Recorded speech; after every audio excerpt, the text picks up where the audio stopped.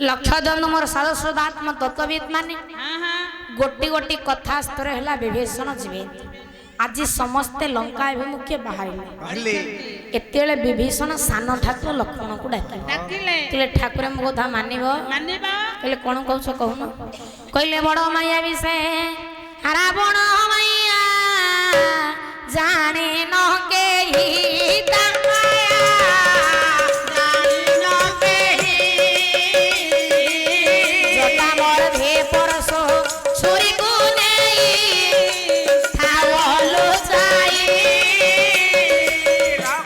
जटा भितर परस्वत छुईटा को लुचाई नहीं था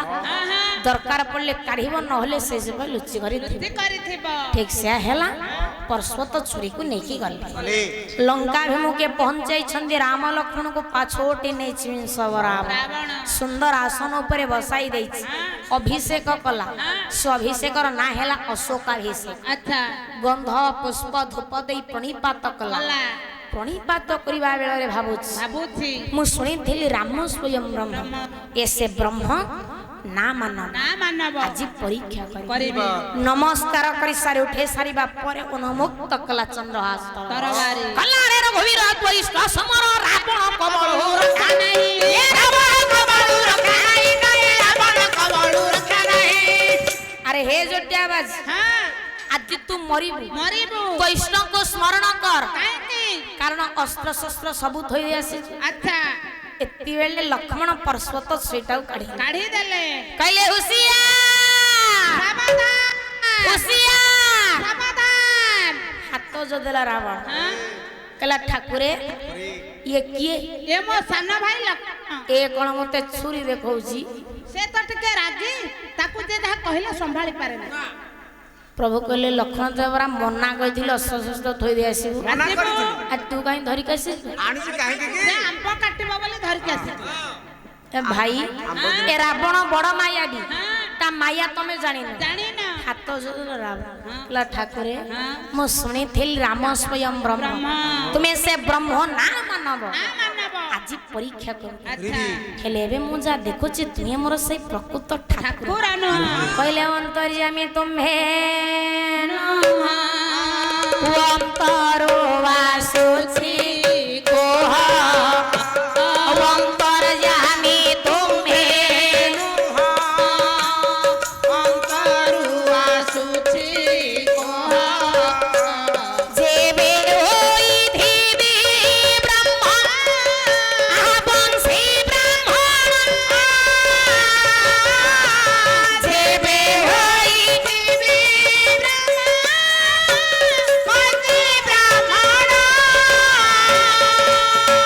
जदि मो ब्रह्म श्री ब्राह्मण होई थाए पहले देव छी अभिशाप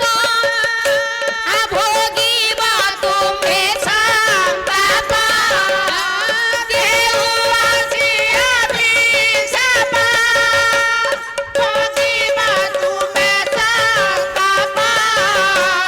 अष्टपद छिड़ी जाऊ ओ मो बाणी सोना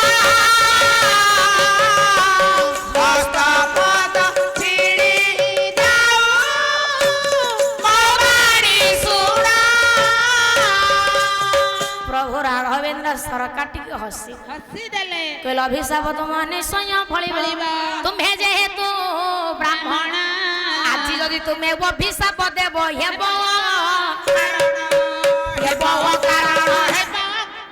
अभिशाप तुम निश्चय फलप्रद हे अच्छा जेहेतु तुम्हें ब्रह्मवंशी ब्राह्मण हेला आज अभिशाप देउछ केमिति हबो ए त्रेता जुग सरीब द्वापर जुग सरीब कली जुग तुम अभिशाप फलप्रद हे भक्त भगवान कर कीर्ति जुगे जुगे रहती आज रावण अभिशाप देला कोन अभिशाप देला हाथ पाद छिड़ी जाऊ सेइथि बाय आज्ञा कली जुग रे मो जगार हाथ पाद नै कान कांकी नै चक्का चक्का आखि जोड़िए पता पड़े गला चुटनी से कौन पाई ना शौक पाई आ शौक पाई नहीं माउ को ता शौकरा माछी बसुनांती कृष्ण न रखले चंदा बुंदी हाकी बुलिले सिना शौक हबा केले आ तोड़ नहीं दारू देवता कालिया धन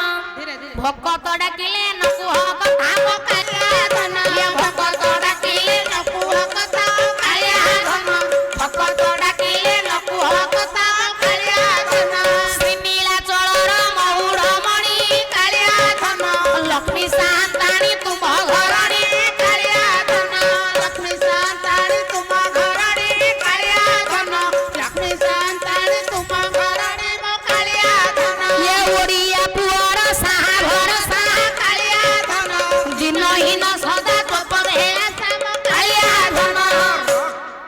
ଯୁଗର କଥା କଳି ଯୁଗରେ ମୋ ଦାରୁଦ୍ୟ କାଳିଆ ଶାନ୍ତ ଭୋଗ କରୁଛି କେମିତି ସେଦିନ ସତ୍ୟ ଯୁଗରେ ପ୍ରଭୁ କଣ କଲେ ନା ଗଜର ଡାକ ଶୁଣି ସୁଦର୍ଶନ ଚକ୍ର ସାହାଯ୍ୟରେ କୁମ୍ଭୀରର ବେକଟାକୁ କାଟିଦେଲେ କୁମ୍ଭୀର ଆଜ୍ଞା ମରିବାକୁ ପଡିଛି ହାତ ଯୋଡ଼ିଦେଲା ହେଲା ଠାକୁରେ ମୁଁ ତ ଆପଣଙ୍କ କିଛି ଦୋଷ କରିନଥିଲି ମୁଁ ହେଲି ଖାଦକ ସେ ହେଲା ମୋ ଖାଦ୍ୟ ମୁଁ ତ ମୋ ଖାଦ୍ୟ ଖାଉଥିଲି ମଣିମା ଆପଣଙ୍କର କିଛି ଦୋଷ କରିଥିଲି ଆପଣ ବିନା କାରଣରେ ଇଏ ଗଜ ଡାକି ଦେଲା ଯେ ସୁଦର୍ଶନ ଚକ୍ର ସାହାଯ୍ୟ ବେକଟା କାଟିଦେଲେ କହିଲେ ମନ ଦୁଃଖ କରୁଛି ରେ କୁମ୍ଭୀର ମନ ଦୁଃଖ କରିବେନି ପ୍ରଭୁ ମନ ଦୁଃଖ କରିନା ଆଉ ତତେ କଥା ଯାଉଛି କଣ କଳି ଯୁଗରେ କୋଉ ଆଉ କାନ ଥିବ ନା କୋଉ ଗଜ ଡାକିଲେ ଆସିବି ତତେ କଥା ଦେଉଛି କଣ ଯେଉଁ ମୁଣ୍ଡକୁ ମୁଁ ତୋର କାଟିଛି ସେଇ ମୁଣ୍ଡକୁ ମକର କୁଣ୍ଡଳ କରି ଲଗେଇବି ତୁ ଆଗେ ଯିବୁ ବୈକୁଣ୍ଠ ଗଜ ପଛେ ଯିବୁ ପ୍ରଭୁ କାହିଁକି କାରଣ ତୁମ ଭକ୍ତର ପଦ ଦେଇଛୁ ତତେ କଥା ଦେଉଛି କଳି ଯୁଗରେ କୋଉ ଆଉ କାନ ଥିବ ନା କୋଉ ଗଜ ଡାକିଲେ ଆସିବି କଳି ଯୁଗରେ କାନ ନଥିବ ରେ ସେଇଥିପାଇଁ ଜଗାର କାନ ନାହିଁ ପାଦ କାହିଁକି ନାହିଁ ଏଇ ସତ୍ୟ ଯୁଗରେ ବଳିରାଜ ପଚାରୁଛ କହିଲେ ଠାକୁରେ ଆପଣ ମତେ 3 ପାଦ ଦାନ ମାଗିଲେ ମୁଁ କଣ ମନା କଲି ମତେ ବିନା କାରଣରେ ପାଦ ତଳ ପାତାଳକୁ ଚାପିଥିବାର ପ୍ରଭୁ ଅଭିଶାପ ଦଉଛି ସେଇ ପାଦ ଛିଡ଼ି ଯାଉ ତ୍ରେତୟାରେ ଆଜି ରାବଣ ଅଭିଶାପ ଦେଲା କଣ ଅଭିଶାପ ଦେଲା ହସ୍ତପଦ ଛିଡ଼ି ଯାଉ ପ୍ରଭୁ ତଥାସ୍ତୁ କରିଦେଲେ ଆଉ କି ଅଭିଶାପ ଦେଲା ବାଳି କେସ୍କିନ୍ଦା ରାଜ୍ୟର ରାଜା ବାଳି ପ୍ରଭୁ କଣ କଲେ ପ୍ରତ୍ୟକ୍ଷରେ ନ ହେଲେ ମଧ୍ୟ ପରୋକ୍ଷରେ ମଧୁରକୁଣ୍ଡା ଗଛ ପଛ ଗୋଟେ ଲୁଚି ବାଳିକି ଧନୁଷର ମାରିଦେଲେ ବାଳି ମରିବାକୁ ପଡିଛି ତାକୁ କୋଳରେ ଧରିଛନ୍ତି ପିଲାରେ ବାଳି ଶେଷ ସମୟରେ ତୁ ମତେ ଯାହା ମାଗୁଛୁ ମୁଁ ଦେବି ଠାକୁରେ ଆପଣଙ୍କ କୋଳରେ ମରିବି ଆଉ ମୋର କଣ ଦରକାର କିଛି ଦରକାର ପୁନର୍ବାର କହିଲେ ଯାହା ମାଗୁଛ ମାଗ ମୁଁ ଦେବି ଠାକୁରେ ଯୋଡ଼ିଏ ବର ମାଗି କଣ ଗୋଟିଏ ବର ଯେଉଁ ହସ୍ତରେ ଆପଣ ମତେ ମାରିଛନ୍ତି ସେଇ ହସ୍ତ ଛିଡ଼ି ଯାଉ ଆଉ ଗୋଟିଏ ବର କଣ ପ୍ରଭୁ ମୁଁ ହେଉଛି କିଷ୍କିନ୍ଧା ରାଜ୍ୟର ରାଜା ମୋରି ପାଣି ପବନରେ ଯେତେ ବୃକ୍ଷଲତା ସମସ୍ତେ ଗଢା ଇଏ ବୃକ୍ଷରେ କେଡ଼େ ବେଇମାନ କେଡ଼େ ଫୁଲେଇ କେଡ଼େ ଚଗଲି ନିଜ ରାଜ୍ୟର ରାଜାଙ୍କୁ ମାରିବାକୁ ପଛେଇଲାନି ଆକୁ ମୁଁ ଅଭିଶାପ ଦଉଛି କଣ ମଧୁରକୁଣ୍ଡା ଗଛ ମୂଳ ଠାରୁ ଅଗିଲା ପର୍ଯ୍ୟନ୍ତ ମିଠା ସେଦିନ ବାଳି ଅଭିଶାପ ଦେଲା ସମଗ୍ରଙ୍କ ପିତା ହେଇଯାଉ ପ୍ରଭୁ ତଥାସ୍ତୁ କରିଦେଲେ ଯିବା ପାଇଁ ବାହାରି ପଡ଼ିଛନ୍ତି ବୃକ୍ଷରାଜ ଗୋଡ଼ ତଳେ ପଡ଼ିଗଲେ କହିଲେ ଠାକୁରେ ତମେ ଭଲ ଆପଣଙ୍କ ସ୍ତ୍ରୀକୁ ଆଣିବ ବୋଲି ସୁଗ୍ରହାରେ ମିତ୍ର ବସିଲେ ଇଏ ବାଳି ମତେ ବିନା କାନ ଅଭିଶାପ ଦେଲା ମୋ କଥାଟା ବୁଝି ଦେଇଥିଲେ ମନ ଦୁଃଖ କରୁଛୁ ରେ ବୃକ୍ଷ ମନ ଦୁଃଖ କରିବିନି ପ୍ରଭୁ ମନ ଦୁଃଖ କରିନା ଆଉ ଏ ତ୍ରେତୟା ଯୁଗ ସରିବ ଦ୍ୱାପର ଯୁଗ ସରିବ କଳି ଯୁଗରେ ମୁଁ ଯେତେବେଳେ ଅବତାର ନେବି ତୋରି ଦେହରେ ମୋ ବ୍ରହ୍ମ ସୃଷ୍ଟି ହେବ ସମସ୍ତେ ତୋତେ ଦାରୁ ବ୍ରହ୍ମ ଜଗନ୍ନାଥ ବୋଲି କହିବେ ରେ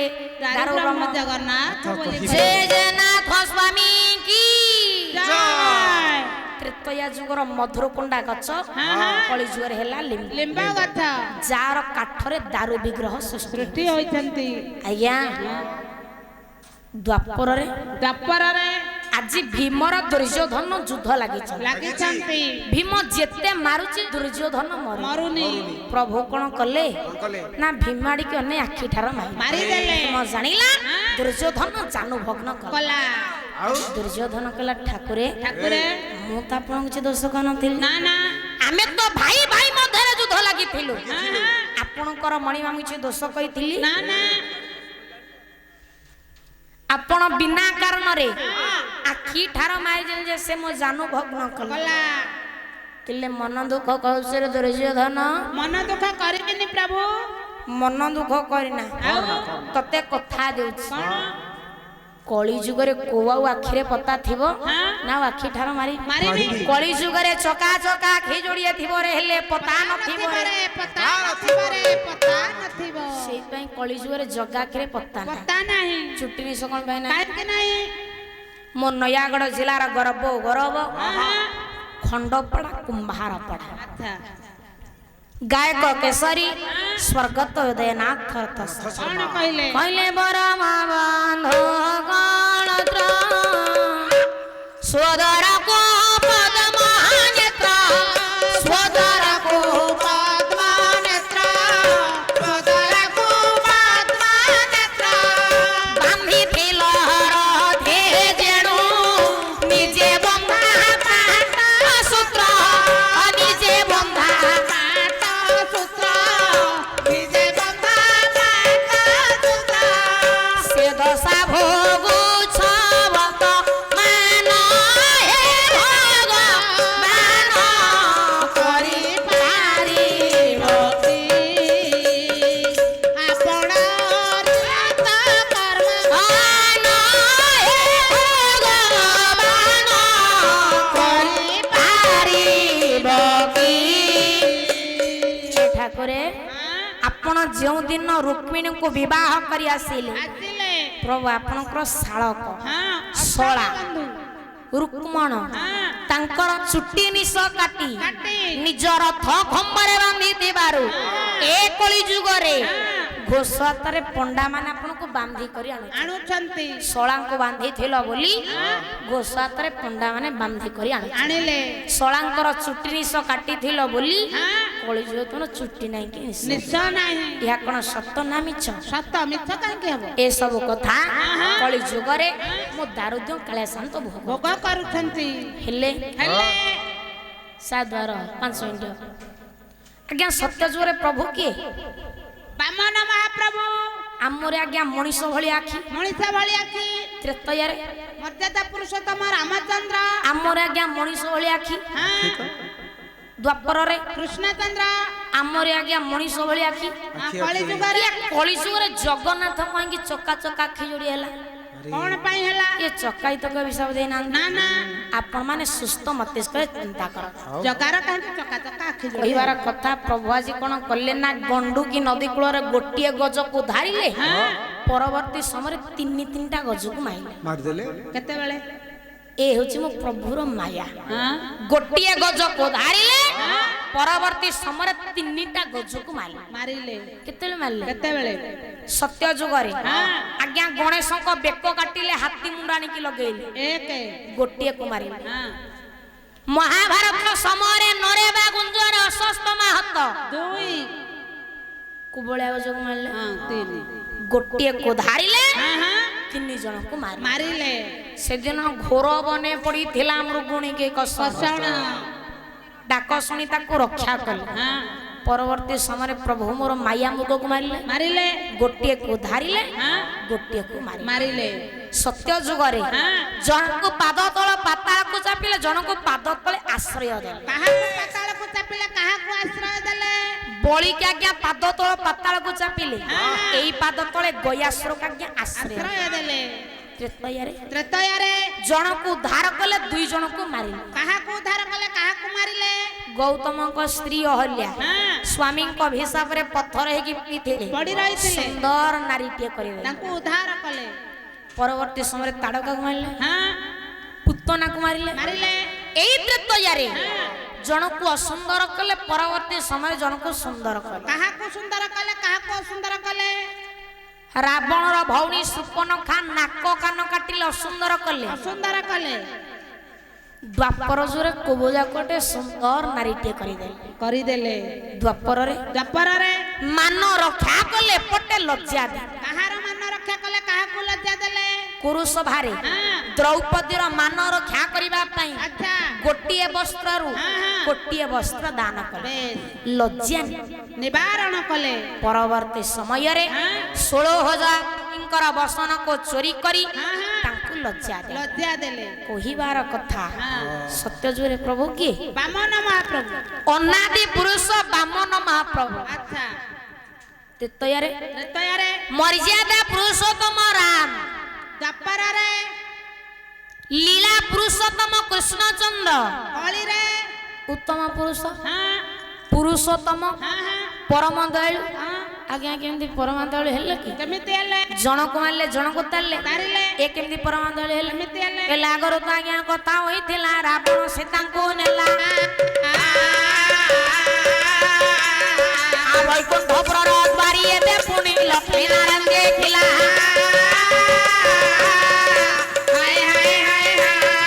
ପୂର୍ବର କଥାକୁ ସତ ରଖିବାକୁ ପ୍ରଭୁ ଅଭିଶାପ ନେଲେ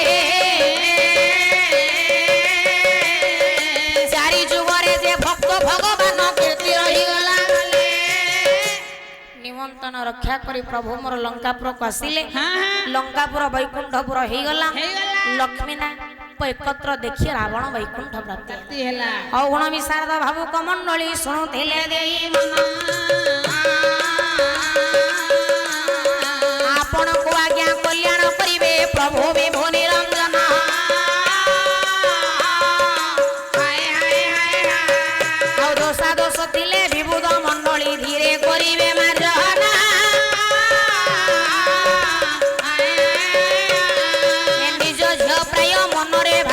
करिवे मते कल्याण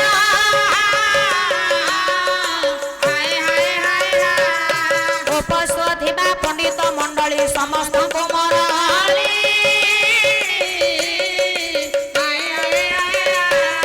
मालो मौसी सर्वे एक स्वरे थरे दियो